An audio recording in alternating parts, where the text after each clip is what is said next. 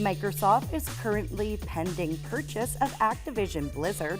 Over the past few years, the majority of Activision's focus has been on Call of Duty. While those games remain unclear for their future, it does mean many dormant games could be making a comeback. Crash Bandicoot and Spyro the Dragon are most likely to return, but there's a whole bunch more that could be returning as well.